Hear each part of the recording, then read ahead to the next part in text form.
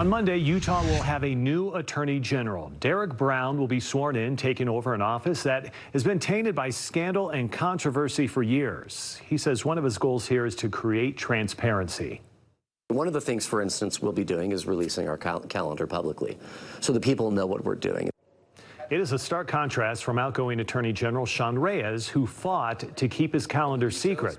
Now, after a 2-year court battle, KSL obtained access to the Utah Attorney General's calendar.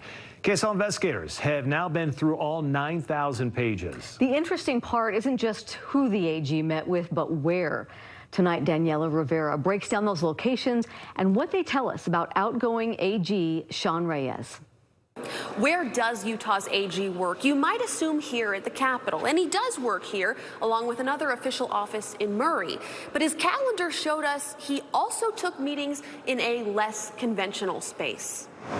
Mac's Place in Salt Lake City, run by a friend of Reyes, Brady McIntyre. It's a private, members-only club offering conference rooms along with a barbershop and massage services. The calendar indicates from 2021 to 2023, Reyes took more than 24 meetings at Mac's Place with his staff, State Treasurer Marlo Oaks, an array of businessmen, and a conversation in 2022 with conservative activist Kimberly Fletcher of Moms for America. The group supports getting rid of the U.S. Department of Education. The topic of Fletcher's meeting with Utah's AG, not listed. So, should a top state official do the public's business at a private club? If it's the people's business, as a matter of practice, the work for the people should be done in the people's office. Chris Toth is the former executive director of the National Association of Attorneys General.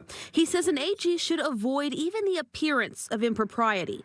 We asked Reyes' office why he chose to do the public's work here, and a spokesperson told us Max has meeting space and public meetings are often held in private locations. Reyes spent time out of state as well with routine meetings in Washington, D.C. His calendar also shows he went out of the country to Ireland in 2022 with the Attorney General Alliance. The group brings AGs together to learn from one another and at times connects corporate sponsors to the state's top lawyers. If you're going to do the job of Attorney General fairly and honestly, everybody has to have equal access. The Attorney General Alliance is the same group that arranged a trip to the World Cup for state AGs, including Reyes, the junket paid for by the host country of Qatar.